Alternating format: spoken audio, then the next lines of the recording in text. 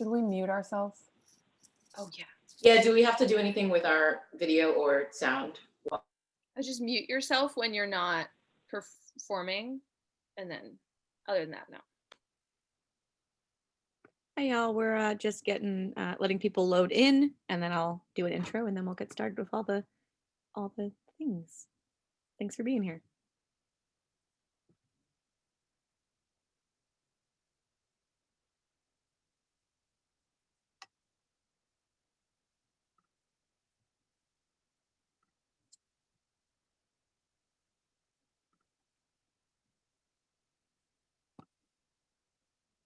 All right, everyone, good evening and welcome to tonight's live online author event with Greenlight Bookstore. I'm Jackie from Greenlight Bookstore, and we're excited to host tonight's event with Little Old Lady Comedy for a night of readings and stand-up. Mary Cella of Little Old Lady will be your host and MC this evening. Before we start, I just want to say a huge thanks to Mary and her crew of funny people for making this happen, and to all of you for showing up. Though we're not able to host events in our store spaces, our community of creators and readers is still here. We're grateful for your support and for the chance to make space for conversation and connection. Now, just a couple of housekeeping things. In our Zoom webinar tonight, you can see and hear the speakers, but they can't see or hear you. They can see that you're here though, and you can see a count of your fellow attendees on the top of your Zoom screen. The exact location depends on what device you're using. You're welcome to post your comments and thoughts in the chat. That's a great way to show your appreciation for the authors and interact with fellow attendees. We are recording tonight's event, so look for video, audio versions on our socials later on. And importantly, if you'd like to continue to see free online programming like this, and if you'd like for Greenlight Bookstore to continue to stick around as part of our community, buying a book is the best way to make that happen. You can shop online at greenlightbookstore.com for shipping or store pickup, or stop by our in-store locations between 12 and 7 p.m. any day of the week. We're now back to all 7 days a week we are open. Our MC for this evening is Mary Cella. She's a stand-up comedian, writer, and co-editor of Little Old Lady Comedy. She's been the host of the ongoing Little Old Lady Comedy series at Greenlight in both its in-person and virtual editions. So she knows what she's doing, and you're in very good hands. So please take it away, Mary. Thanks, Jackie. Hi, everyone. Thanks for watching. I'm in my father's basement, which feels a little strange. I feel like I'm in high school, just pretending to do a show in my basement. Also, my little dog is here. I'm gonna lean down and get him. Come here, come here. And he actually just shit in the corner of the room, but as the show was starting, so I can't clean it up for a little while. But isn't he so cute? He just turned 1 year old. Sorry, I forget that when I'm on the show that I can't use my dog voice, that I'm supposed to be talking to people. Anyway, I hope everyone's holding up. Pretty tense time of year right now. I voted yesterday. I hope you're all voting, and that is all I'm going to say about it for the rest of my life. I cut my own hair a week ago. What do you think? What do you think? I can't hear any responses, but I'm going to assume that it looks really good. Thank you.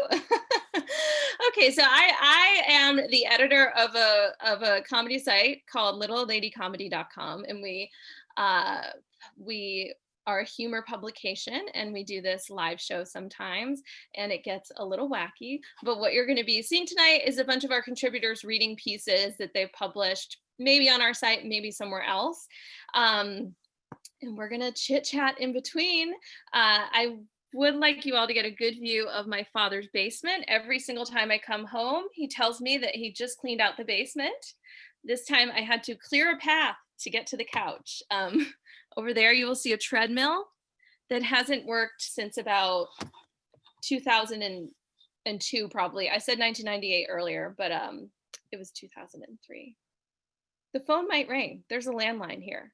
I want to clarify, I have not moved back in with my father yet.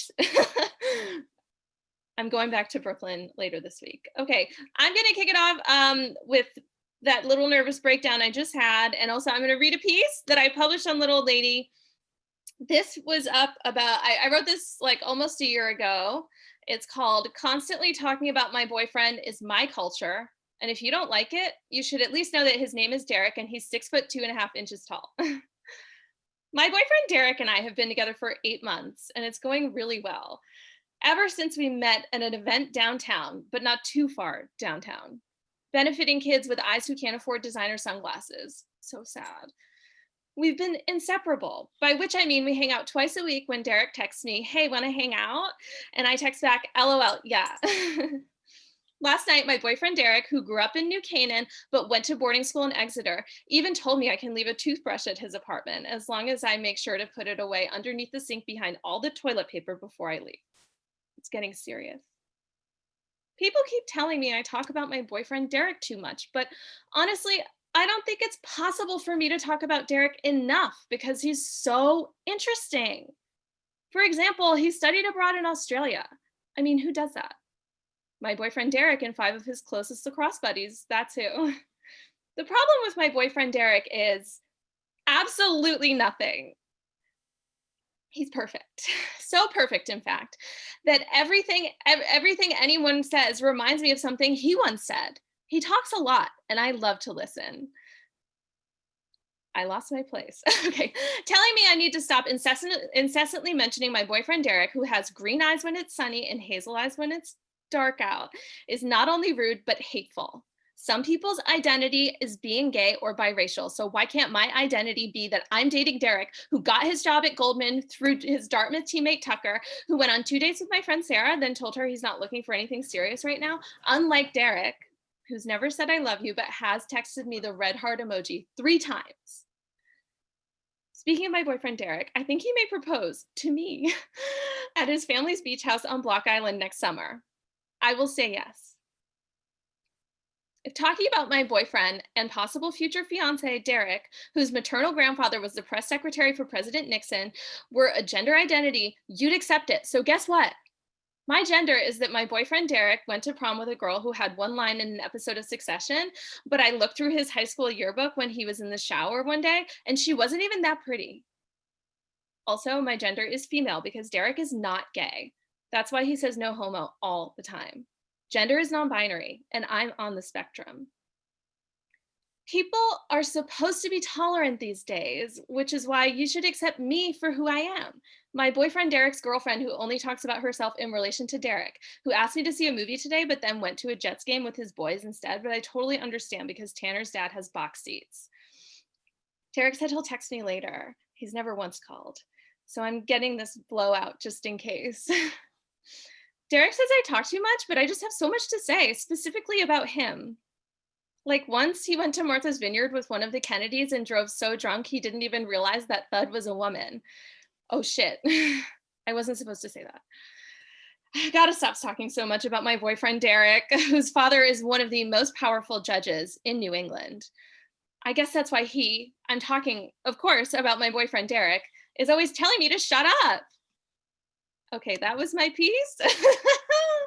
Thank you for listening. I assume I could see a couple people on screen. That was nice. Now we're gonna bring in the associate editor of Little Old Lady, my comrade in arms, Marisela Gonzalez. Hi. Hi. How are you? I'm okay. Yeah, you're holding up? Yep. Holding up. Voted? No, we're going tomorrow. Yeah, we wanted to go on a weekday. I went yesterday at like yeah. 11 a.m. and it took 10 minutes. Oh, awesome. Yeah, we're gonna go tomorrow. Obviously I could have gone by myself, but Mark, my partner, is off tomorrow, so we're gonna go together. So good to have moral support. Although I will say everyone was in such a good mood. I haven't seen people in such a good mood in maybe 4 years. Yeah. As I did at my polling place yesterday. Everyone was just like, Biden, woo! Oh, that's great. Voting for Biden in Bed-Stuy. If not, well, who knows? Good for them. Who are you going to vote for? I'm deciding while I'm in the booth. I want to see the names first. Yeah, I know. Yeah. It's tough to know really who's the best candidate. Yeah. I want to know all my options. Yeah. Mm-hmm. Do you have any plans for election day? No, just to keep breathing. Yeah. You know, I've had like some ideas of like maybe we can like pick an activity that takes up like 12 hours, you know, I don't know, like a marathon but yeah, we know. Oh, I did just talk to my neighbor a couple of hours ago, and she's like, do you want to like commiserate on, she's like, I'm going to get a bunch of food and I was like, okay, yeah, well, like, she's like, depending on what happens, we'll either be, and I was like, you know, I'm not going to go in her apartment, but like, you know, looking in the hallway, like, yeah. Smart. Good to have people around. Yeah. I've actually made a lot of plans for election day. I'm going to go through them throughout the show. My biggest plan for the day, because like you, I want to stay occupied. I just don't want to be on Twitter all day.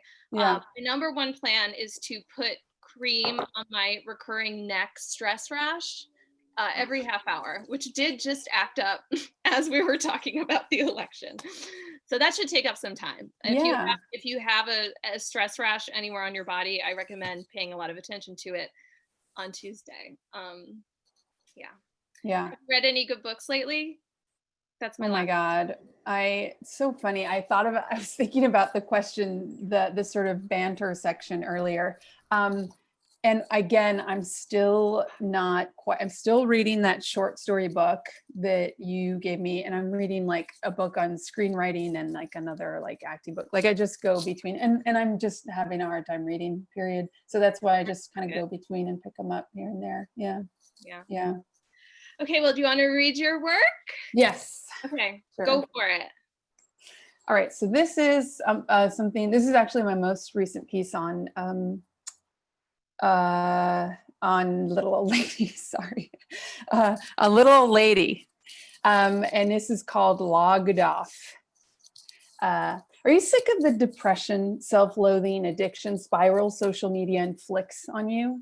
Do you feel like you can't, in good conscience, continue to aid and abet the criminal enterprise that is Facebook?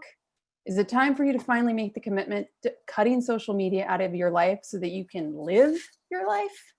Have your feelings of loneliness increased tenfold since you joined Twitter? Does the phrase IRL frighten you? Did it take a really long time to figure out did it take you a really long time to figure out what TFW meant? If you answered yes to all or zero of these questions, then you need to sign on to Logged Off. Logged Off is a people platform. It's a place where people get to be human people again. Are you a person? I thought so. Then Logged Off is for you.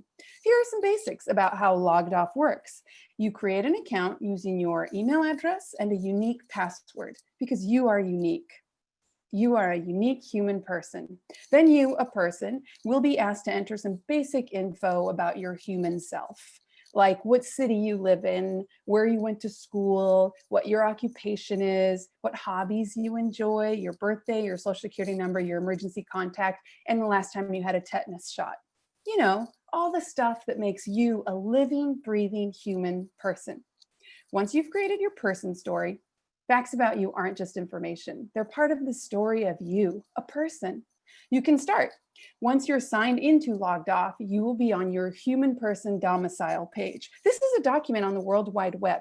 This human person domicile page is where you can express your humanity and experience the humanity of fellow Logged Off users. Your page will have a talk box to type your thoughts and feelings. Typing is like when you talk with your human mouth, but instead you're using your human hands and a keyboard. Neat. Your thoughts and feelings might detail how social media used to really get you down and how great you feel now that you're logged off. Any and all thoughts and feelings are welcome on Logged Off because we accept humans for the humans they are. We know every Logged Off user is a human being because you need a name to create an account, and only humans have names. Other Logged Off human users will be able to read your thoughts and feelings as they arrive on their human domicile page. Remember, at Logged Off, feelings and thoughts you share with your mouth hands will be seen by all other Logged Off users. At Logged Off, we believe that no human person who wishes to express their humanity with their mouth hands via the human design technology of the internet should be censored. So lay it all out there, because you are a human person and that makes everything you wish to express via your mouth hands totally human and therefore acceptable. And other Logged Off human users may respond with the thoughts and feelings that your thoughts and feelings made them think and feel. And voila, two humans communicating with each other through their mouth hands, just as nature intended. At Logged Off, we want you to feel human again. Since you've been off social media, perhaps in your free time, you've taken up knitting or screen printing, or you formed a medium-sized private armed force. And you'd like to connect with other like human-minded humans. Whatever your human interest, Logged Off has a feature for that.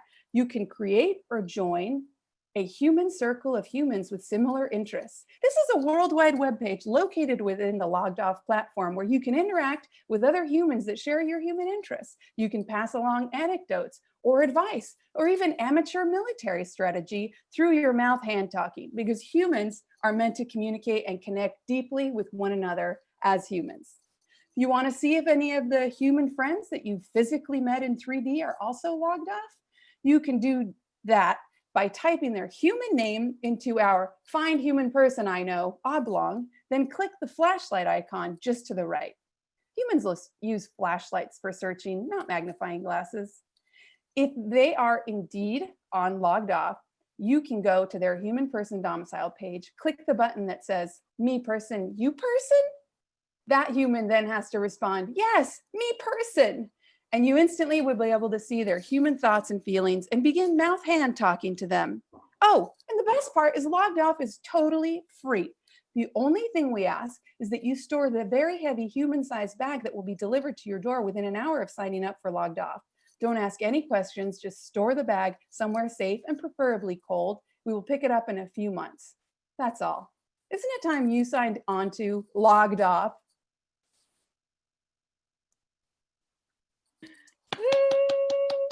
I love that piece. Thank you. I didn't realize how long it would be. Anyway, yeah. Do you want to read your other one or no? Sure, yes, might as well really let everyone know how I'm feeling. Go for it. Okay. This piece is a while ago. Revised and updated holiday calendar for the apocalypse times. Every Monday, Tuesday, and Wednesday is your birthday. If you're still alive Thursday, Friday, Saturday, and Sunday, it's your birthday on those days too. Every second, third, and fourth Thursday of the month is Christmas. If Christmas falls on a Thursday that also happens to be your birthday, celebrate both. If there are more than 4 Thursdays in a month, keep celebrating Christmas until there are no more Thursdays or there's no more you. President's Day has been eliminated as there are no more presidents. In its place is Captain's Day, which is every other Sunday. You'll understand Captain's Day once you've formed your survival tribe and elected a captain. Pro tip, the captain is always the person with the most weaponry and the craziest eyes. Every time a newly orphaned child calls you mama, it's Mother's Day. Also, you are now that child's mom. There's no need to celebrate Halloween anymore since every moment of life feels like one of those scary carnival theme parks put on annually, but this one has gone deeply awry and will never end. Valentine's Day is every time you find a new partner after your current one was kidnapped while foraging. Pro tip, you will lose many partners this way. Valentine's Day will get exhausted. You may just want to start saying that you don't celebrate it, kind of like you did pre-apocalypse times. Secretary's Day will become the most important holiday because the secretary in our new society is the person in charge of rationing food and water. Secretary's Day is every day that you are still alive and got to eat. Easter is no longer a holiday. It's the name of the most popular person in your survival tribe because that person still remembers what ham tastes like and they describe it whenever anyone requests. Telemachus Day is every time someone in your survival tribe leaves to try and find their biological family. It happens a lot. Arbor Day and Earth Day are now bundled together and they've been renamed Greta Thunberg Day in honor of her efforts to avert this catastrophe we now call life. It is a solemn day that consists of people fashioning little yachts out of tiny detritus nearby and then wearing the little yachts around their necks. Yes, many yachts have been fashioned out of feces. This day is celebrated every full moon. Apocalypse Day is every November 9th at 2 a.m. This is a day that commemorates the beginning of the end. It is a reference to November 9th, 2016 at 2 a.m. when most of us finally accepted that Donald Trump had won the US presidency. The celebration consists of drinking home brew, think moonshine but deadlier, heavily into the early morning. Pro tip, only drink home brew from the secretary's batch. Theirs contains only 2% cyanide. Woo! Bear and I are clapping. Woo! Oh, thank you, Bear. Thank you so you. much. Hopefully next time I see you, we'll be in a better mood. Yes, let's hope. Yeah. Okay, I'm gonna bring in our next performer. He's written for Little Old Lady and Points and Case. It's Aditya Shankar. Hello. How's it going? Hey, how are you? Good, good. How are you? I'm good. You're in New York? Yeah, I am. But I'm actually from Massachusetts originally too. Oh, where are you from? I'm from a town in like northeastern Mass called Westford. Westford, Mass. Yeah. It's like, yeah. you know where Nashua, New Hampshire is? Yeah, that's where my mom's from. Oh, it's like just south of there, like on the border. Wow, look at us. We just met, but we're making connections. Have you voted yet? No, I'm going tomorrow. Yeah. Who are you gonna vote for? I'm still undecided. Everyone's like, where are the undecided voters? They're on this show. Okay, what do you have any plans for election day? No, not right now. I guess if things, no, I don't have any major plans. No. Yeah, just scrolling Twitter all day. Yeah. Okay, I'm going to reveal another one of my election day plans. Everyone watching, feel free to do this as well. I'm going to cut my hair again, but this time without a mirror. Just really wing it. I hope it takes about 5 hours and just ruins my day for other reasons. Okay, what was the last good book you read? I just read this book called The Vanishing Half. I heard that's good. And it was really, really good. Okay, yeah, cool. so that's probably the best book. I bet you can buy it at Greenlight Bookstore. Okay, you want to take it away and read your piece? Sure. Great. So I don't know how this will be because it's like it might be weird because from someone else's perspective, but I'll try it. Okay. So the piece is called I, the CEO's 2-year-old son, have entered the frame and completely distracted you from potential layoffs. Why, hello there, it's me, the adorable toddler who has conveniently plopped down on the CEO's lap just as someone began inquiring about the possibility of company-wide layoffs. It was a valiant effort by you and your colleagues to critically question the company's leadership and gain clarity on your uncertain future. But now you all can't take your eyes off my perfectly pinchable cheeks. It's like my Elmo onesie has completely diverted your attention from the consequences facing you and your families at the hands of my daddy. It's a shame because Brian from recruiting had just posed a great question on what the hiring freeze means for your jobs and ability to support your loved ones. Too bad you're preoccupied with the drool on the edge of my lip that is endearingly close to falling on the keyboard and haven't noticed that your boss has completely sidestepped the question. Is this company looking out for the best interest of its employees or just its shareholders? You had that question loaded up since yesterday afternoon, and now my eyes that are too big for my head have distracted you from it and the outrage that your employer may leave you without health benefits in the midst of a pandemic.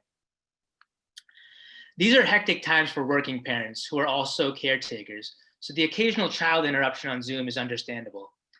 In this case, however, my dad and I rehearsed this last night. If someone so much as suggests considering executive pay cuts instead of layoffs, that's my cue to start crying. If I can pull off a cute whimper, my contract says no green vegetables for a week. Of course, I have a contract in place for my diversionary services.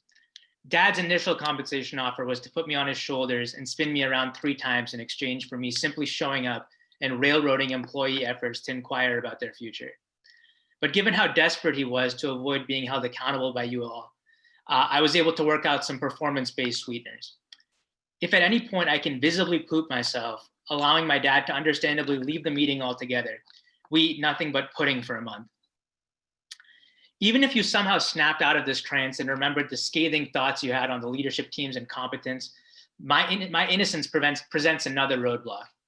Let's face it, for you to go on that planned expletive-laced tirade on the mismanagement of the company in front of a toddler like myself would be pretty fucking irresponsible. Well, would you look at that? I'm receiving word that due to the uncertain conditions of the economy, the terms of my contract will no longer be honored, and it's broccoli for dinner tonight. I'll hop out of here now. Fire away, folks. Woo! That was great. I love that piece. Thank you so much for doing the show. Yeah, thank you so much for having me. Yeah, it was nice to I was gonna say meet you in person. This feels like these days meeting in person. Yeah. Okay, bye. Thank you so much. I'm gonna bring in our next performer. She's so funny. She's an editor at Reductress. Taylor Garron. Woo! Gotta unmute. Okay, I figured it out. I keep almost forgetting. How are you? I'm doing okay. How are you? I'm great. Honestly, I've never been better. My life. Yeah, I'm actually like thriving. You know Yeah, what I mean? me Like too. I'm feeling really, really good. I feel like some people are, and I'm like, that's scary. Have you voted yet? I have not. I'm going tomorrow, which I know is what everyone said, but it's truly what I'm doing. I have plans. Who are you gonna vote for? It's just tricky. I like, as a Black woman, it's hard, you know, because both parties are just giving me so much. So who am I to decide? You know, I know. it's hard. It's tough. Do you have any plans? I have a quick question for our audience. I have two different pieces that I could not choose between. So I just wanted to ask people in the comments, do you want to hear about childhood traumas or do you want to hear about white privilege? Oh, It's tricky. They're both really like fun. I'm getting some trauma. Okay, I'm seeing a lot of trauma. This one's quick, so maybe I can squeeze in the second one, but I'll do the trauma one. Okay, I got trauma in all caps, so I'm gonna do that one. Can I go right ahead? Go for it. Cool. Okay, so this is a piece I wrote for Reductress, and it's called 3 Simple Cocktails to Enjoy Before Drunkenly Discussing Your Childhood Traumas with a Stranger. Sometimes, when you're feeling down, nothing is better than drinking by yourself at a friendly bar. It can be cathartic to let loose a bit and trade stories with a kind stranger who's also looking to get something off their chest. And sometimes that lack of inhibition can turn a funny anecdote into an impromptu therapy session. Whoops. Here are 3 simple cocktails to enjoy before you drunkenly discuss your childhood traumas with a complete stranger. A gin and tonic, a classic that's hard to screw up. Have a couple of these and in no time, you'll be tipsy enough to talk to someone you've just met about that time your grandma accidentally burned your forehead with a curling iron and you had to go to school with a giant mark on your face and your classmate Ashley J told everyone it was poop and your whole class called you poop girl until you left for summer break and then one of your classmates went to the same sleepaway camp as you that summer and told everyone that story and so all your camp friends started calling you poop girl too. Fucked up, right? A martini, a classy drink for a classy gal. Add 1 part vermouth and mix with your choice of gin or vodka. Either way, 1 or 2 of these and you'll be telling a fellow bar patron you've known for exactly 17 minutes about when you got invited to that slumber party for Madison K, who sometime bullied you and you didn't want to go, but your mom was on the PTA with her mom. So she made you and Madison and the rest of the girls to the sleepover offered to give you a makeover. But really they just wrote, I stuffed my bra on your forehead and eyeliner and took a picture before you could stop them and uploaded it to their Zanga and then did that thing where they pretended they couldn't hear you for the rest of the night until your mom finally came and picked you up in the morning. Alcohol is amazing. I do feel like this time in normally reading this piece, I do have to say that these are all made up. Like you guys can laugh at this. It's fine. These didn't happen to me. This is fictional. A Cape Codder. Vacation in a cup. Mix vodka with cranberry juice to taste. That's it.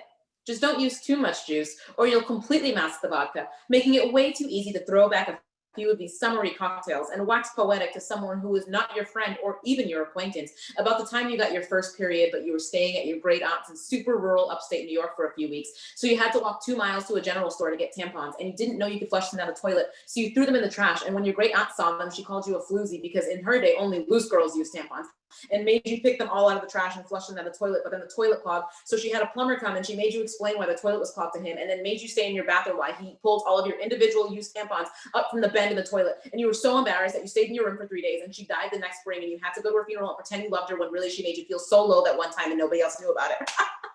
Whoa! Didn't know you had that in you, did you? Vodka's crazy. There's nothing wrong with sipping a drink or two and striking up a conversation with someone you're unfamiliar with. Order one of these simple cocktails and you'll be fostering an uncomfortable camaraderie with a stranger in no time. Thanks, y'all. I'm glad none of those are true. No, they're absolutely not. Thank you for that. Did you say you had another short one you wanted to do? I do, if that's okay. Yeah, if it's short, go for it. Okay. This one is called Why I'm Using My White Privilege to Talk About My White Privilege. It has reached a point in America where I can no longer stay silent about racism. As a white person, I admit I have been naive to the struggle that people of color have faced in this country for centuries up until this point, but not anymore. Now I will use my voice to speak out for what's right, even if that's all I ever do. And that's why I'm using my white privilege to talk about my white privilege and do nothing else materially or practically to help people of color in this country. White privilege is something I was born with as a white person. And because I did nothing to earn it, it's my duty to use it to contribute to the discussion around racism in this country, and also I'm actually not sure what else. Anybody got any ideas? Anyway, until I figure that out, I vow to use my white privilege to talk about my white privilege instead of just donating money or time or to anti-racist efforts or whatever. It's the least I can do with my white privilege, like the absolute least. Lots of white people feel uncomfortable talking about white privilege. Well, not me. I'll talk about white privilege as in privilege that white people have, which I have because I'm white, anytime to anyone. It's crucial that I explain that I have white privilege to anyone I see, including white people who also have white privilege, but also to Black people who don't have white privilege, but are glad to hear me acknowledge and talk about my own white privilege, I assume. As someone who undoubtedly has white privilege and would happily and humbly spend all day talking about my white privilege, it is my absolute privilege to talk about my white privilege. And while I didn't ask for this white privilege, and I definitely have it, as do all white privileged white people with white privilege. So it only makes sense that I would use that white privilege to talk about how I have white privilege, especially now. In this day and age of white people discovering their white privilege, we must, as white people, get uncomfortable and talk about our white privilege. If we don't, that's just our white privilege. Look, I know that I may have been blinded by my white privilege and my white privilege past, but I've opened my white privileged eyes, and now I must open my white privileged mouth and speak up about white privilege. Because if my white privilege helps some other white privileged white person with white privilege see their white privilege, then my white privilege has had the white privilege to change things. And if your white privilege doesn't allow you to see how your white privilege has given you white privileges, then it's time to do some exploration of your own white privilege. It's a white privilege to only have to talk about white privilege and not have to do anything else. Check your privilege. Thanks, guys. The last comment there was what a tongue twister, and that's what I was thinking. That was impressive. Sure, it was hard to write. That was great. Taylor, thank you so much. Thank you, guys. I have to bounce, but have a good rest of your night. Thanks, bye. Yeah, thank you. Okay, next we have a little old lady live. That's what I call the show, but it's not even what it's officially called. Anyway, we have a little old lady show first. We have a duo. They're very funny. They've written a lot of stuff for Little Old Lady. They've also written for McSweeney's. It's Daniel Stillman and Emily Kapp. Hey guys. Hey. You'll come in like one at a time, but hello. Sure. How's it going? Pretty good. Yeah, you're both in Chicago? Yeah. How is it there? I've heard it's cold. Snowing. Freezing. Snowing? No. Yeah. It's supposed to. I'm in Western Massachusetts, as we've discussed ad nauseum, and it's supposed to snow here Friday. It's a bummer. Yeah, it is. Have you guys voted yet?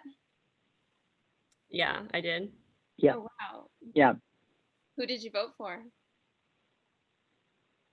I voted for the old guy. Did you vote for one of these alleged sexual predators? I think so. I think I'm going to vote again this weekend. Oh, cool. Good. Yeah, me too. Do either of you have plans for Election Day? No, just working, but probably won't be able to focus. Hopefully, maybe to watch a movie or something. I know. I was like, I wish I could go to the movies. And then I looked up the closest movie theater to New York City, and it's like 3 hours away. So I was like, you know what? That's actually great. I drive to the movie theater. I watch Tenet for 2 hours. I say, oh, it's actually not that good. And then I drive home. No, anyway, okay, wait. This is my other question. Any good books that you've read lately? For me, I just finished Born in Crime by Trevor Noah. It was really, really funny, really good. Oh, cool. Mhm. I've heard it's good.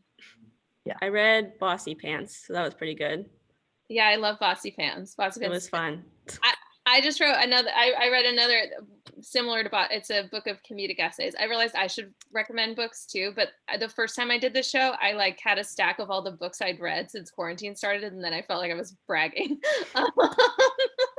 I read a lot. I just read Sister, Mother, Husband, Dog by Delia Ephron, which for any Nora Ephron fans out there, she and her sister were really two of a kind. So check that out at Greenlight Bookstore, now open for shopping, and they ship nationwide, maybe internationally. I should have asked that. Anyway, do you guys want to read? I know I think you're each gonna read a piece that you've co-written. Yeah. So whoever wants to take it from here, go ahead. Yeah, I'll go first.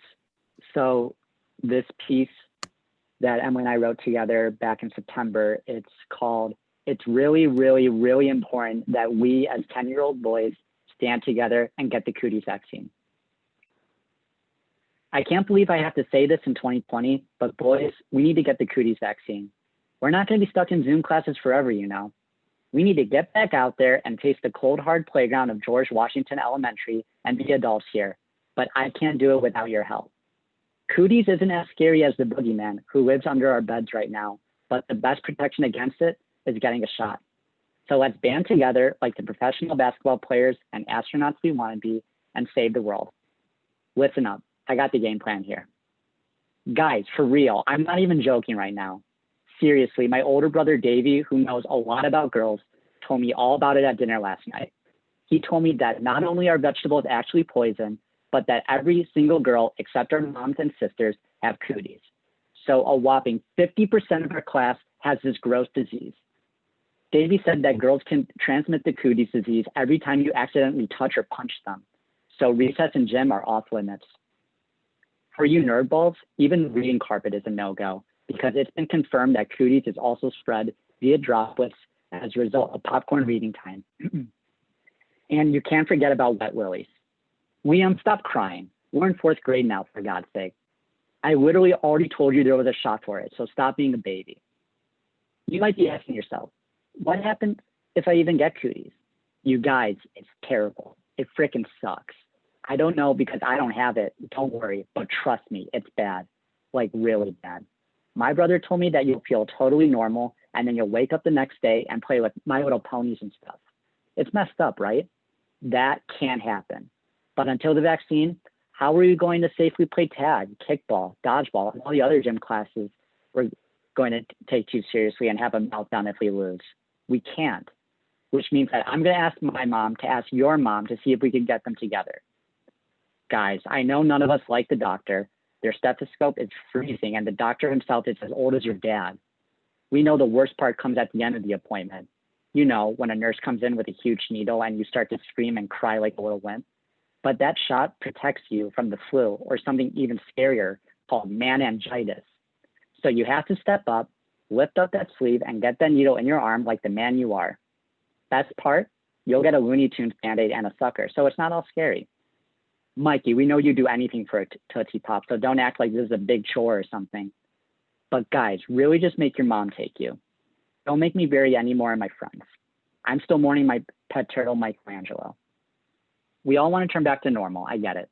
The second you get vaccinated, we could all get back to our old habits. I want to get back to teasing girls on the playground because I'm unsure if I'm disgusted by them or wildly intrigued by them. I'm clamoring to get back to that life. But the cooties crisis isn't ever going to end if we don't all get the cootie shot. We're never going to like girls, but in the meantime, we're going to have to be around them and their Polly Pockets and stuff. My older brother said girls are still carriers of the virus until like 6th or 7th grade. And honestly, I can't live in fear that long. So get the freaking shot, guys. Guys, also, are we still on for playing Call of Duty tonight? We're getting on after dinner at 7:30. Thank you, guys. That was great. Thank you. Vaccines, that feels very of the moment. That's all I'll say. Okay, Emily, your turn. Yay! Okay, so this one that I'm reading is me and Daniel's most recent one that I think came out like last week. So it's this week's pumpkin obituaries. Rabinowitz Pumpkin. Pumpkin Rabinowitz passed away suddenly October 6, 2020 at the age of 4.5 months. He entered into the gates of the heavenly pumpkin orchard due to a painful death by carving, the #1 killer of pumpkins in America. The carving itself was performed as a satanic ritual during which its perpetrators were seen smiling and laughing. Mr. Rabinowitz was found abandoned on a stoop. During his long life, Pumpy, as many of his dear friends called him, enjoying being thrown around in the dirt, getting water poured on him once a day, and being pointed at by children during the fall season. Pumpy loved his caregiver, Farmer Joe, in the later weeks of his life. He is survived by his wife of 50 days, Barbara, and their only child, Lil Pump. In lieu of flowers, memorial contributions may be made to Lil Pump's scholarship to pursue studies at the nicer orchard across the street, where they're taught how to be smart enough to complete a corn maze. Magliano Pumpkin. Pumpkin Magliano, 3 months, was murdered in cold blood on October 2nd, 2020, simply for getting into the wrong patch of pumpkins. Pumpkin was a good squash. He had good seeds. He was a known jokester, enjoyed performing magic tricks, and was a longtime faithful member of Basilica of Our Lady St. Patch, where he was a soprano in the choir. But when he hit peak ripeness, he moved on to a grocery store because of his gorgeous complexion and freshness. He was popular. This in turn led him to be put into a bad situation, set out at the organic section of a Trader Joe's. The next thing he knew, he was bought by a woman in Lululemon leggings, taken to a cul-de-sac where all the houses looked the same, and was then gutted alive, burned, and eaten by those he trusted. His entrails were dumped into a food processor before being cooked and topped with whipped cream. Unfortunately, not one of his hundreds of pumpkin seeds survived the murder, as they were burnt alive at 450 degrees for 15 minutes, turned over halfway. Pumpkin's family hopes that by sharing the details of his gruesome killing, other pumpkins can learn from his death and the pressures that come along with being beautiful. Davidson Pumpkin. Pumpkin Davidson died October 4th, 2020, at the age of 2 months. He was found splattered across a New York City sidewalk in what his family thought was a suicide, as he was having a tough time with the fact he hadn't been picked up by a family at the orchard. However, it was later revealed in a high-profile case that he was dropped from a 6-story building by bored teenagers. We hope Pumpkin's death sends a message to all local teens looking for ways to kill fruit on a Tuesday night is to stick to Fruit Ninja. Pumpkin loved his longtime friends, gourd, corn, and of course, Scarecrow. He had dreams of working at a nonprofit to ensure at-risk pumpkins would have the resources they needed to survive Halloween celebrations. Pumpkin Davidson is survived by his husband Pete and their adopted son from the neighboring farm, Gary the Gourd. Holmes Pumpkin. The life of Pumpkin Holmes was cut short this past October 7th, 2020, when he passed on surrounded by his friends and family. Pumpkin was sprouted August 1st, 2020 to parents Seed, Water, and Sunshine. He was very proud of his modern family, as he liked to call it. Pumpkin served in the Coast Guard from August 5th to August 18th, 2020, where he earned a purple squash for his service in the Battle of the Beetle. Ultimately, his stem had to be amputated, and he was honorably discharged before retiring to Cedarville Farms, where he lived the remainder of his life. Tragically, Pumpkin was horrendously decapitated via bat by enraged Smashing Pumpkin fans who were distraught over the band's cancellation of several cities along their 2020 to 2021 North American tour due to COVID-19. Friends and family may call at Cedarville Farms this Sunday at 11 a.m., where Pumpkin's remains will be decomposed and scattered into the dirt as fertilizer. Donations can be made to Pumpkin's family via GoFundMe, which is linked to the Smashing Pumpkins official website. Patterson Pumpkin. Pumpkin Patterson, also known as PP, peacefully passed away October 1st, 2020. Born September 2nd, 2019, she died of natural causes due to weathering and the unforgiving passing of time. PP is especially grateful to her adoptive parents for being too lazy to carve her, as was the disheartening reality of many of her loved ones. Because of their pure sloth, PP was able to survive an entire calendar year until she was just a stain on the sidewalk because her guardians did not want to clean up her decomposed body. She was happy to enjoy the full Halloween experience by being completely ignored by children as they rang strangers' doorbells for candy. She was hoping to make it to this year's election to vote against another orange fruit, but encourages people to do so as her last dying wish. Thank you. And rest in peace to all those pumpkins. Rest in peace, yes. That was great. Thank you guys so much. Thanks for having us. It warms Thank up you. in Chicago. I think that's probably a futile hope. Probably not, but Love voting a hope. second time. I hope it works out. Thank you. Thank you. Bye. Bye. Okay, now we have our last performer. We founded Little Old Lady together. She's written for everything, The New Yorker, Atlantic. It's Ginny Hogan. Yay! Hi. Hi. How are you? Good. How are you? I'm good. How's LA? LA's pretty good. Today was very ashy because Oh, there's fires here all the time. Oh a disaster. no. Yeah, Oh, that's disturbing. I know. But it's like different every day, which doesn't totally make sense to me why like fires would just have a different level of ash, if the fire's still raging, but I'm not I guess it's weather I person. gotta- well, I am a meteorologist, so I can. Okay. I didn't even know the word. Another time. Have you voted yet? I have voted. Yeah, who'd you vote for? I voted for Biden Harris, and my district, I had nothing fun. I still vote in New York, and I didn't have any ballot measures or anything. Oh yeah, we didn't have anything else. I was kind of Yeah. surprised. That was it. Right. Yeah. Did you have like an interesting DA race or something? No, those were all pretty much decided. I mean, the primary, I was like excited about the primary a few months ago, but that pretty much decided everything already. So yeah, I didn't have anything good.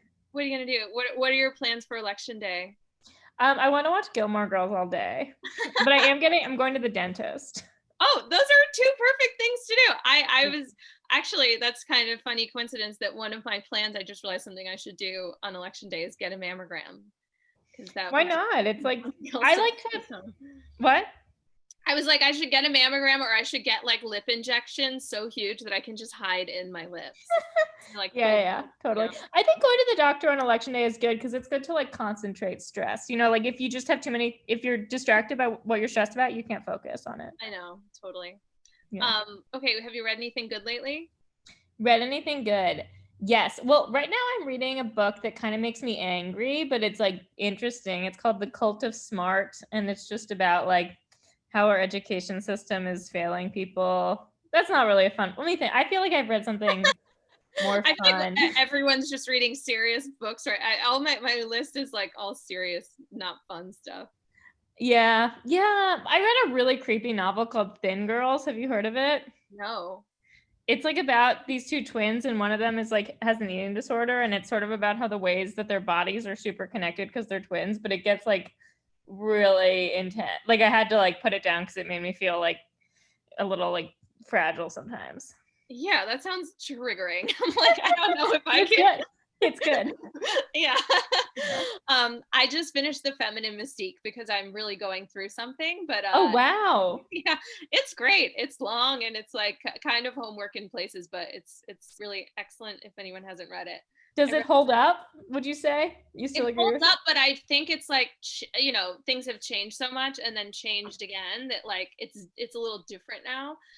Yeah, it holds up, but I think the issues are different now, but I like see direct parallels to like things that are happening right now with, you know. Totally. Yeah. With women. We're all women doing our best. I know. Oh man. You know. Yeah, big for women. Yeah. Do you want to read your piece? Yes. Okay. Take it this away. piece is called To-Do List for Your Last Week of Quarantine. It was on Little Old Lady, and I should mention my friend Lila Ash drew amazing pictures for it. So it's a to-do list for the last week of quarantine, and we wrote it at a time when that looked like that might be ever, but now it's, you know, very unclear when any of this will end. Okay, so this one is called To-Do List for Your Last Week of Quarantine. Congratulations! Quarantine is about to be lifted in your city. Turns out Trump was right about Easter, just wrong about which year. Here's what you need to do to get yourself back together before life restarts. Number 1, showers. Showers. No longer applicable when toilet paper supplies are dwindling. You may have to take an extra long one in the last week to get the 8 months of grime off you. Eventually, though, you may even return to showering as frequently as every 3 days. Relearn how to hook your bras. First step is finding your bras. Ideally, they're in the drawer you left them in 2 years ago. Then, next step is to try hooking them. It's actually not that easy. You were too hard on boys in college for not figuring out how to take them off. Number 3, practice words.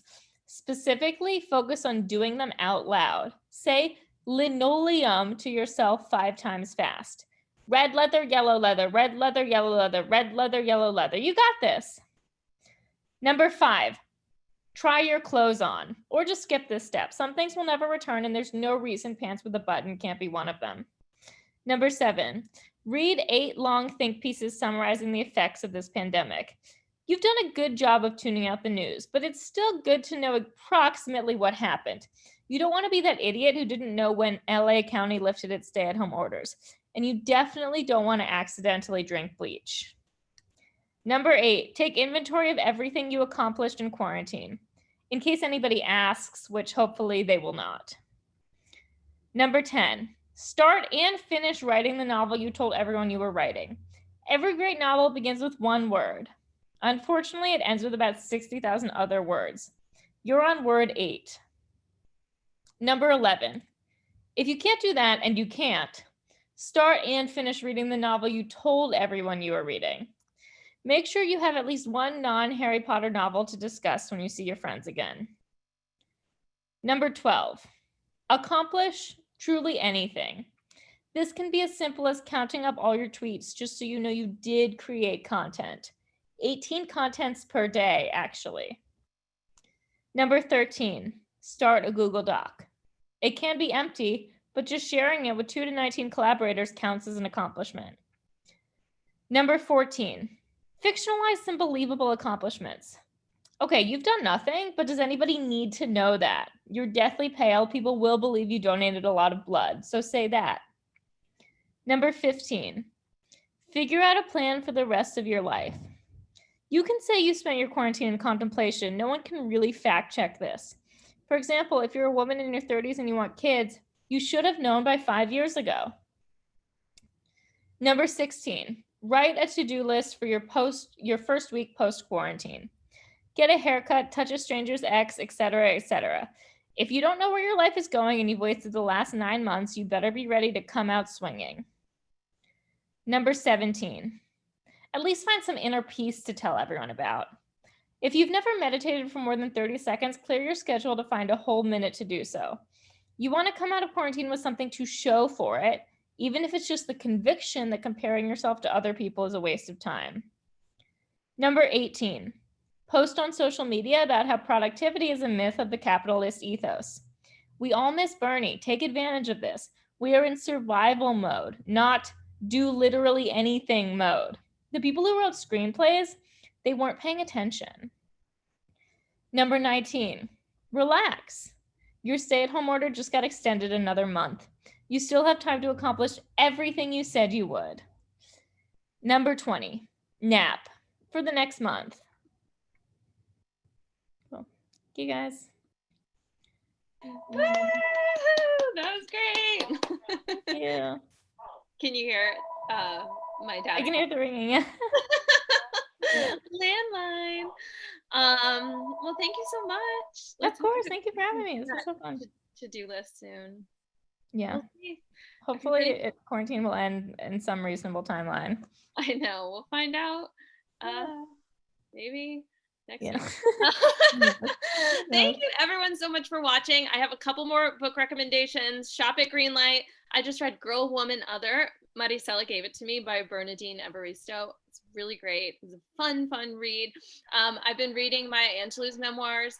Cannot recommend them highly enough. This phone, I didn't answer the phone, but it answered. Anyway, they're super fun to read. Evening in Paradise by Lucia Berlin. Shop at Greenlight. Everybody, thank you so much for watching the show. Thank you to everyone who performed tonight. You're also great. Check out littleoldladycomedy.com and shop at Greenlight. Thank you. Good night. Thank you, Mary. Thank you to all of the wonderful presenters. I laughed lots this evening, which is always nice. Yes, do shop at Greenlight so we can keep on hosting Little Old Lady and other things that you love. And we'll see you for our next event next time. Good night, everybody. Thanks. Bye. Good night, everyone. Thank you.